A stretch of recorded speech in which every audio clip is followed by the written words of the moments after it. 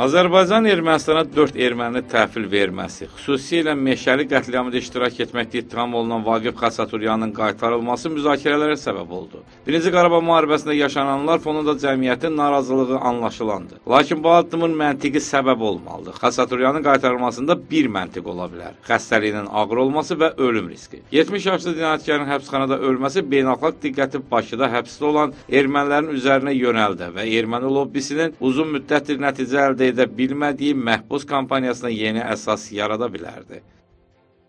Ermənistanla Azərbaycan arasında sülh prosesi davam edir və sülh prosesi çərçivəsində tərəflərin bu tipli jestlər etməsi, qarşılıqlı etimad mühitini yaratması və əlbəttə ki, yekun sülh müqaviləsinə doğru bənzər hadisələrin bundan sonra baş verməsi mümkündür və burada qeyri-adi bir şey yoxdur. Bundan öncə də Azərbaycan Ermənistana enerji məhsulları satışı həyata keçirilmişdi. Bu da müəyyən rezonans yaratmışdı, amma ümumi nəzərə almaq lazımdır ki, Ermənistana gərginliyin davam etməsi, müharibə vəziyyətinin uzanması ancaq regionda maraqlı olan destruktiv qüvvələrin maraqlarına xidmət edir. Bu baxımdan, yəni Azərbaycan və Ermənistan davamlı və sabit sülhdə maraqlıdırlarsa, o baxımdan bu prosesdə mümkün dərəcə konstruktiv olmalı və qarşılıqlı güzəştlər etməlidir. Yəni Azərbaycanın atdığı bu addımlar müsbətdir və sülhə töhfə verən addımlar kimi qiymətləndirilə bilər.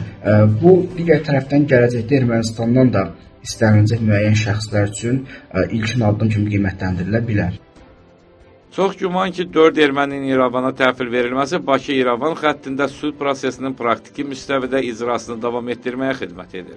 Əks halda bütün təzyiqlərə rəğmən ərazi bütövlüyü və suverenliyini bərpa edən, cinayətkarları Bakıda məhkəmə qarşısına çıxaran Azərbaycan dövlətinin Xaçaturyanı geri çəkildiyi üçün təhvil verilməsi absurd yanaşma olar. Elçin Şuşalı, Qafqaz TV üçün.